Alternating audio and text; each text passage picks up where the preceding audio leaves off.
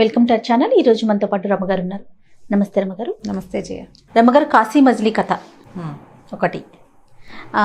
గత ఎపిసోడ్లో మనం ఏం మాట్లాడుకున్నామంటే వసంతుడి వరకు మాట్లాడుకున్నాము. ఆ అమ్మాయిని ముసలావిడ రాజు దగ్గరికి తీసుకెళ్లిపోయింది. పాపం ఇతను మాత్రం ఉండిపోయాడు. సరే, మిగతా ఫ్రెండ్స్ అందరూ ఐదుగురు కలుసుకోవాలి కదా. కలుసుకుని తన దగ్గరికి వచ్చి తనని విడిపిస్తారు అని భావించింది ఆ అమ్మాయి. అంతవరకు విన్నాం కదా. మరి ఆ మిగతా నలుగురు వారి పరిస్థితి ఏంటి? వాళ్ళలో ఒకరి గురించి అంటే మళ్ళీ తర్వాత మధ్యాహ్నపు మజిలీ ఒకటి, రాత్రి మజిలీ ఒకటి ఉంటుంది వీళ్ళది. మధ్యాహ్నపు మజిలీ చిన్న మజిలీ, కొంచెం అన్నం వండుకుని తినడం కోసం ఏదో వండుకుని తినాలి కదా. రాత్రి మజిలీ పడుకునే మజిలీ, ఎక్కువ పెద్ద మజిలీ కదా, రాత్రి అంతా పడుకుంటారు ఎక్కడో చోట. కాబట్టి మధ్యాహ్నపు మజిలీలో కూడా కొంత కథ చెప్పుకుంటూ ఉంటారు. ఈ తర్వాత వేసిన మజిలీలో ఈయన ఏం చేశాడంటే, ఈ కుర్రాడు అడిగాడు, అయ్యో వసంతుడు ఏమైపోయాడు, పాపం కళావతి సంగతి ఏమైంది, మీరు సరిగ్గా చెప్పలేదు, ఇంత మటుకు వదిలేశారంటే, అది కాదురా తర్వాత కథ చెప్తాను, రాముడు ఏం చేశాడో చూద్దాం అన్నాడు. ఈ రాముడు ఎవరు, ఈసారి మళ్ళీ మణిసిద్ధుడు ఏం చేశాడు, మణిని దగ్గర పెట్టుకుని ఆ మణిలోకి చూశాడు. దండం పెట్టి మణికేసి చూస్తే అప్పుడు జరిగిన కథ ఆయనకు తెలుస్తుంది అనమాట. ఈ ఐదుగురు అబ్బాయిలో రెండో వాడైన రాముడు మర్రి చెట్టు కొమ్మ మీద ఎక్కాడు. ఆ పక్కన నడిచి 6 రోజులు నడిచాక, 6 రోజులు నడిచిన తర్వాత అతనికి మర్రి చెట్టు కొమ్మ తాలూకు చివరి భాగం దొరికింది. అక్కడికి వెళ్ళాడనమాట. దిగితే ఆ చెట్టు మించి దిగేశాక అదొక పెద్ద అంటే పీఠభూమి లాగా ఉంది, ఖాళీగా ఉందన్నమాట. ఒక కొండ కనపడుతోంది, నరసంచారం లేదు. సరే ఏదో చూద్దాం అనుకుని ఏం చేశాడు, ఆ పర్వతం ఎక్కడానికి మొదలుపెట్టాడు. ఎక్కుతూ ఉంటే ఇక పైకి వెళ్తూ ఉండటమే. ఆ కొండకి దరి తెన్ను లేదు, ఎటు వెళ్తున్నానో అర్థం కాలేదు అతనికి. సరే ఏమనుకున్నాడు, ఇది లాభం లేదు, ఏం చేస్తాను, నేను నడిచి మళ్ళీ ఆ కొమ్మ ఎక్కి ఎక్కడికైనా వెళ్దాం, లేదా వెనక్కి వెళ్ళిపోదాం, ఇక్కడ ఏం లేదు, చెట్టు కొమ్మ పట్టుకుని వచ్చాడు కదా, ఏమీ లేనప్పుడు ఇక్కడ చూడడం ఎందుకు, మనుషులు ఎలాగూ లేరు, ఇక్కడేమీ చెట్టు చేమా తప్పిస్తే ఏమీ వింత విశేషం విడ్డూరం ఏమీ లేవు. వెనక్కి తిరిగి వస్తుంటే అతనికి కానీ అప్పటికి ఏమర్థమైందంటే, కొండ కొమ్మ దాకా వెళ్ళిపోయాడు, అసలు ఎటు దిగాలి ఏమవ్వాలో కూడా తెలియటల. సరే ఏమనుకున్నాడు, వెనక్కి తిరిగిపోయాడు. అటు దిగల, వెనక్కి దిగాడనమాట. మళ్ళీ ఎటెక్కాడో అటు దిగడానికి ప్రయత్నం చేశాడు. మళ్ళీ వెనక్కి వచ్చాడు. వెనక్కి వద్దాం అనుకుంటున్నాడు, కానీ అతను వెళ్ళగలిగాడు. మనం కొండ ఎక్కేటప్పుడు ఎట్లాగొట్లా పైకి ఎక్కుతాము, మనం వచ్చిన దారిలోనే వస్తామనే గ్యారంటీ లేదు, ఎటోడు పోతాం. ఈసారి వచ్చిన దాంట్లో ఒక గుహలాగా కనపడింది. సరే ఏమనుకున్నాడు, గుహలో ఎవరున్నారో చూద్దామంటే ఆ గుహ లోపలికి వెళ్తే గుహ కూడా ఇట్లా మూసుకుపోయినట్టుంది. లోపలికి వెళ్ళగా ఎందుకు వచ్చానరా నేను, బుద్ధిహీనుణ్ణి, ఎలాగోలాగా మళ్ళీ మర్రి చెట్టు దగ్గరికి వెళ్ళిపోదామని ఇక ఏం చేయాలో తెలియలేదనమాట. లోపలికి వెళ్ళేసరికల్లా చీకటికి అయిపోయిన గుహలో చిన్న వెలుతురు కనపడుతుంది. ఆ వెలుతురు వైపుకి మెల్లిగా జరుగుతూ వెళ్ళేసరికల్లా ఆ వెలుతురు దగ్గర ఒక ఆయన తపస్సు చేసుకుంటూ కనిపించాడు. తపస్సు చేసుకుంటూ అమ్మయ్య ఒక మనిషి కనపడ్డాడు కదా, ఇన్ని రోజులు అయిపోయింది. సరే అక్కడే దండం పెట్టి అక్కడ కూర్చున్నాడు. కాసేపు అయ్యాక ఆయన కళ్ళు తెచ్చాడు. ఎవడరా నువ్వు అని. అప్పుడు ఈ కుర్రాడు, మేము ఇలా ఫలానా రాజుగారి అబ్బాయిలం అండి, మేము రాజుగారి ఆస్థానంలో మంత్రి గారి అబ్బాయిని మేమంతా కలిసి వచ్చాం, ఓ మర్రి చెట్టు కనపడింది, అది ఎక్కాం, దానితోటి నేను ఇలా వచ్చాను, కొండ ఎక్కాను, దిగటానికి మార్గం దొరకలేదు, కిందకి ఏదో ఒక పక్కకని దిగుతుంటే ఈ గుహలోకి వచ్చాను అని అనేసరికల్లా ఆయన అన్నాడు, ఇవాళ 12 సంవత్సరాలకు ఒక్కసారి కళ్ళు తెరుస్తాను నేను, 12 ఏళ్ళకి ఒకసారే చూస్తట ఆయన. ఈ 12 ఏళ్ళకి ఒకసారిలో ఇవాళ ఒకసారి అయ్యింది, లేకపోతే నా కోపానికి నువ్వు నన్ను పిలిచినా మాట్లాడించినా నాకు వచ్చిన కోపానికి నీకు శాపం దొరికేదిరా నాయన, నువ్వు అదృష్టవంతుడివి, నీ టైం బాగుంది అని చెప్పి ఏమన్నాడు అంటే, నీకేం కావాలో చెప్పన్నాడు. ఏమన్నాడు, అప్పటికప్పుడు ఏముంది వీడి మనసులో, ఈ కొండ మొదలు ఎక్కడుందో అక్కడికి వెళ్ళిపోవాలి ముందు అడిగాడు. అడిగిన మరుక్షణం ఢామని వచ్చేసాడు. అయ్యో మర్రి చెట్టు మొదలు అడిగితే బాగుండేది, తెలివి తక్కువగా ఇది అడిగాను, ఏం చేయటం. సరే ఏం చేశాడు, ఈసారి కొండ ఎక్కకూడదు, కొండెక్కి దిగేశాడు కదా, ఓ పక్కకి నడవడం మొదలుపెట్టాడు. నడుచుకుంటూ వెళ్ళేసరికల్లా ఏమైంది, పెద్ద పెద్ద చెట్లు ఏవో కనపడ్డాయి. సరే ఏవో పళ్ళు కాయలు కనపడుతున్నాయి. ఆ కాయలు కోస్తూ తిన్నాడు. ఓ చెట్టు కింద పడుకున్నాడు. ఇంకా అడవిలాగా ఉంది, అంతా ఖాళీగా ఉంది కదా. ఆ చెట్టు మీద గండభేరుండ పక్షులు ఉన్నాయి, పెద్ద పెద్ద గద్దలు అనమాట. గండభేరుండం అంటే అదేదో విచిత్రమైన జాతను మనకి జానపద కథలో గండభేరుండం అని రాస్తారు. అంటే ఏమిటో ఈ గద్దల్లోనే బాగా పెద్ద జాతి అయ్యి ఉంటుంది, పెద్దగా ఉంటాయన్నమాట అవి. అయితే 2 జోడు మాట్లాడుకుంటున్నాయి. వీళ్ళు చదువుకునే రోజుల్లో పిల్లలకి రకరకాల విద్యలు పట్టుబడ్డాయి. పక్షుల భాషని అర్థం చేసుకునే తెలివితేటలు ఉన్నాయి వీడికి. ఓహో. వింటే ఏం అర్థమైంది, ఈ సమీపంలో ఏదో ఒక నగరం ఉంది, ఆ నగరంలో ఉన్న రాజుగారి కూతురికి కళ్ళ జబ్బు వచ్చింది. పిల్ల భలే అందగత్తె, కానీ దాని కళ్ళు కనపడవు, కళ్ళు పోయినాయి సడన్గా. ఆ కళ్ళకి ఒక ప్రత్యేకమైన మందు ఉంది, అది ఎక్కడా దొరకదు. దాని పేరు పసికాష్టం. ఒక చెట్టు, ఒక పుల్లలన్నమాట. అవి అడవుల్లోనే దొరుకుతాయి. ఆ కాష్టము గద్ద తాలూకు గూట్లో ఉంటేనే దానికి ఆ పవర్ వస్తుంది. ఆ కాష్టం దీని దగ్గర ఉంది, ఈ గూట్లో ఉంది. ఇప్పుడు మన గూట్లో ఉన్న పసికాష్టాన్ని కనుక అరగదీసి ఆ పిల్ల కళ్ళకి రాస్తే దానికి కళ్ళు వస్తాయి. ఎవడు చేస్తాడు? ఇది వరకు రాజుగారు రోజు పక్షులకు ఆహారం అని రాజు కూతురు బోల్డని పోసేవాళ్ళు. ఇప్పుడు ఆ కూతురికి బాగుండకపోవడంతో పిల్ల రావట్లేదు, తండ్రి రావట్లేదు, లేకపోతే మనకు బోల్డ్ ఆహారం దొరికేది అని చెప్పుకుంటున్నాయి. వీడంతా విని ఏం చేశాడు, సరే చూద్దామని పొద్దున్నే గండభైరుండ పక్షులు ఆహారానికి వెళ్ళిపోతాయి. గండభైరుండాల పిల్లలు ఇంతంత ఉంటాయి, పెద్ద పెద్ద గుడ్లు పెడతాయి. అవి ఆహారం కోసం వెళ్ళిపోయినాయి పక్షులు రెండు. ఇతను మెల్లిగా చెట్టెక్కి ఆ ఉన్న వాటిలలో జాగ్రత్తగా చూసి ఆ పసి కష్టాన్ని గుర్తుపట్టాడు. వీళ్ళ కొంచెం కాస్త వైద్యాలు అవి తెలిసిన వాళ్ళే వీళ్ళంతా. ఆ పుల్ల తీసుకున్నాడు, తీసుకుని చొక్క దట్టిలో పెట్టుకుని వెళ్ళాడు. నడిచి నడిచి నడిచి మొత్తానికి నగరాన్ని చేరాడు. ఆ నగరం బయట ఉన్న రాజభట్లకి ఏం చెప్పాడంటే, రాజుగారి అమ్మాయికి కళ్ళు జబ్బు వచ్చిందట కదా, అడవిలో ఎవరో స్వాములు వారు చెప్పారు, ఒక మూలిక పేరు, నేను ఆ మందు చేస్తానన్నాడు. సరే వాళ్ళు ఎంతమందికో ప్రయత్నం అవకాశం ఇచ్చి చూశారు, ఆ పిల్ల కళ్ళు మాత్రం రాలేదు. సరే రాజుగారి దగ్గరికి తీసుకెళ్లారు. రాజు విసిగిపోయాడు అప్పటికైనా, పిల్ల కళ్ళు లేకపోతే పీడపోయి ఈ గోలు ఎవడు పడతాడు, పూట ఎవడో ఒకడు వస్తాడు, వాడిని సన్మానించడం, వాడిని సంభావించడం, వాడిని తీసుకుపోవటం, ఏదో చేయటం. కొంతమంది ఇచ్చిన మంది ఆ పిల్లకి సూట్ కాదు పాపం. నానా బాధలుగా ఉరి బాధలు, పిల్లల అనారోగ్యాలు మహాబాధిస్తాయి పాపం.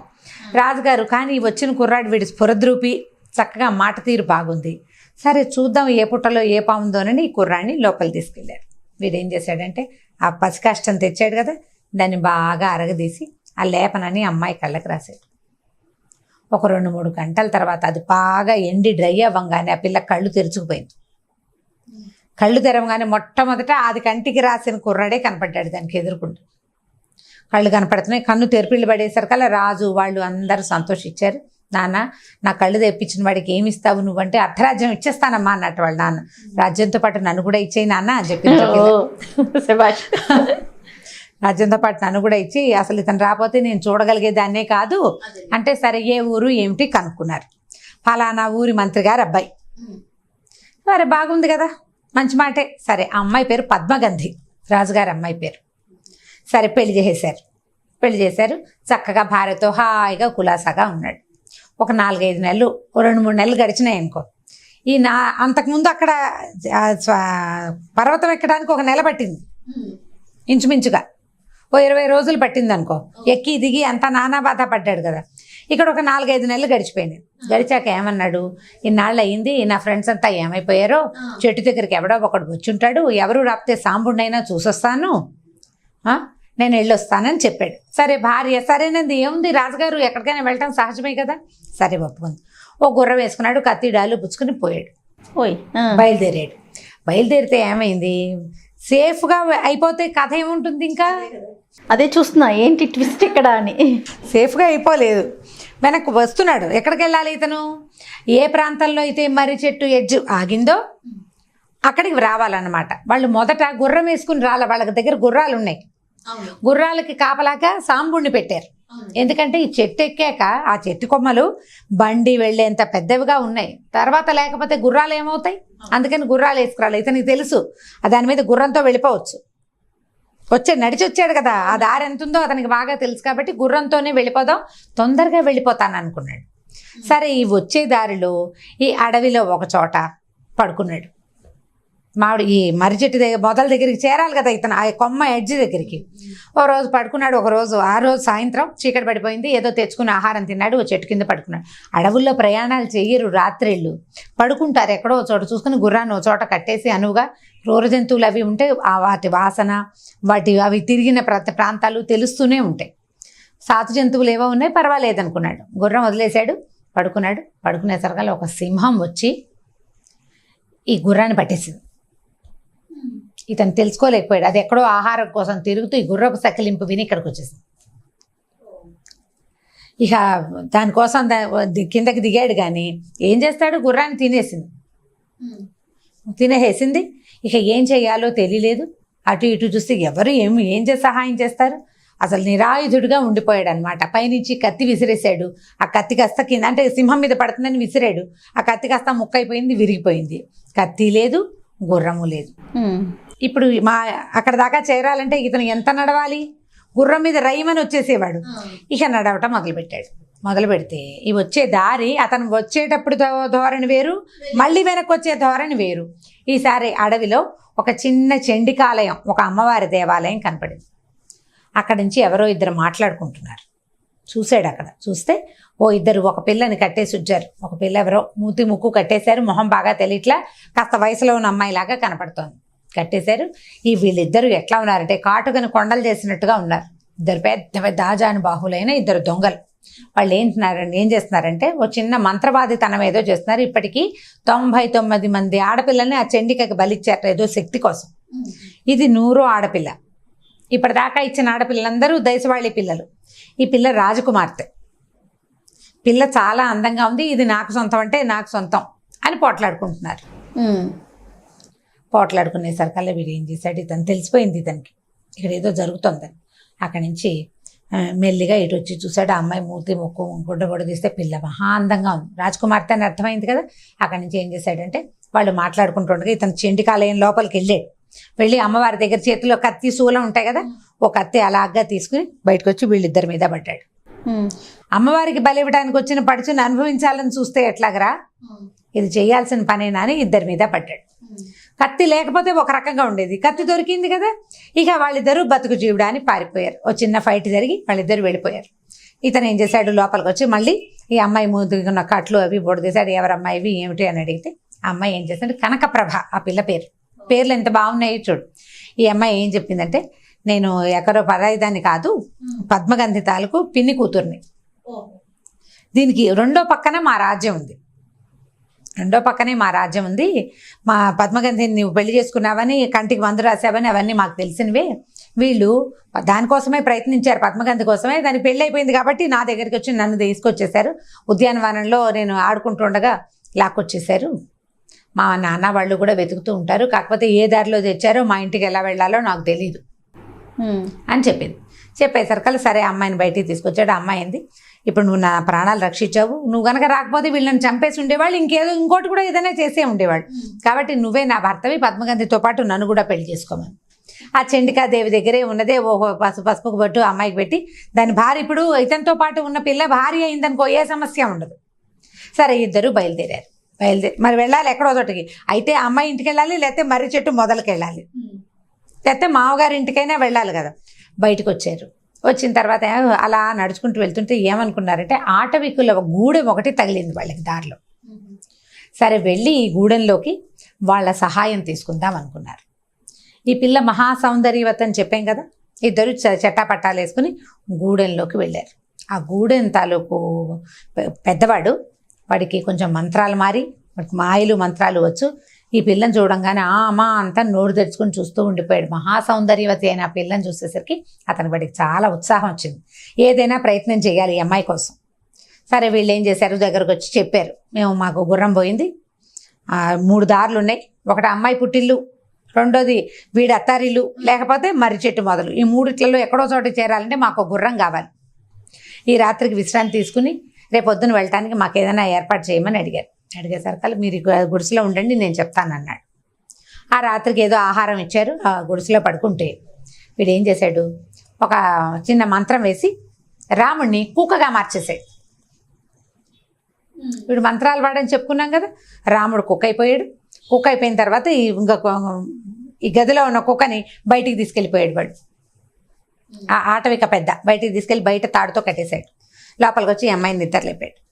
నన్ను పెళ్లి చేసుకో అని చెప్పి, నిన్ను పెళ్లి చేసుకోవడం ఏంటి, నాకు పెళ్ళి అయిపోయింది, నా పక్కన ఉన్నవాడు నా మొగుడేను, నేను మీ రాజుగారి అమ్మాయిని, నీకు నాకు పెళ్ళేమిటి, నువ్వు ఆటవికుడివి అన్నది. అబ్బే అలా ఏం కుదరదు, మీ ఆయన నువ్వు చెప్తున్నావు కదా, వాడిని కుక్కని చేశారు, వాడిని మనిషి అవడిగా, నువ్వు నన్ను పెళ్లి చేసుకున్నావా వాడిని వదిలిపెడతా కనీసం ప్రాణాలతోటి, ఆ కుక్కని నీ దగ్గరే ఉంచుకుందు కానీ, లేకపోతే కుక్కని చంపటం ఎంతసేపు, మనిషిని చంపాలంటే వాడు ప్రతిఘటిస్తాడు, కుక్క ఏం ప్రతిఘటిస్తుంది. అనేసరికి దీనికి అర్థం కాలే. అయ్యో ఇదేంటి, ఎక్కడి నుంచో అక్కడేదో తప్పించుకున్నాను అనుకుంటే వీడి దగ్గర దొరికిపోయాను అనుకుని కొంచెం బాగా ఆలోచించుకుని కాస్త తెలివైంది అనమాట ఈ అమ్మాయి. ఆటే భయస్తురాలు కాదు. తిప్పుకుంది ఆలోచన, తిప్పుకొని బాగానే ఉందనుకో, ఇప్పుడు మా ఆయన పీడ వదిలిచ్చేసావు, మరి మీ ఆవిడ పీడో చెప్పు, మీ ఆవిడ ఏమంటుంది? రేపొద్దు నుంచి నేను ఇక్కడ ఉండాలంటే ఆవిడ ఒప్పుకుంటుందో ఒప్పుకోదో. నాకేమో మీ భాషా పాడు మీ వంట తంట ఏమీ రావయ్యే. ఓ పని చేద్దాం, ఏదైనా దగ్గరలో ఉన్న ఇంకో నగరానికి వెళ్ళిపోదాం మన ఇద్దరం. కుక్కను కూడా తీసుకొచ్చేసి దాన్ని ఎందుకు వదిలిపెట్టడం, పెళ్లి చేసుకుంటాను నేను అని చెప్పింది. చెప్పేసరికల్లా సరే బయలుదేరారు. అప్పటికప్పుడు రాత్రికి రాత్రి 12 గంటల అయ్యేసరికల్లా ఈ ఆటో ఇక్కడికి ఏముంది, అడవిలో నడవటాలు తిరగడాలు వాడికి అలవాటే, వాడికి ఏం భయం లేదు. ఈ అమ్మాయిని కుక్కని చేత్తో పుచ్చుకుని ఈ ఆటవిక గూడెని దాటేసి హేలానగరం వెళ్దామనుకున్నారు వాళ్ళు. ఆ హేలానగరం వైపు దారి తీశారు. కథ కంచికి మనం ఇంటికి. నేను ఇంకా చూస్తున్నా ఏంటి అనేసి. చాలాసేపు చెప్పేశాం కదా, మిగిలిన కథ మళ్ళీ ఎపిసోడ్లో చెప్పుకుందాం. తప్పకుండా రమ్మగారు. నమస్తే. నమస్తే.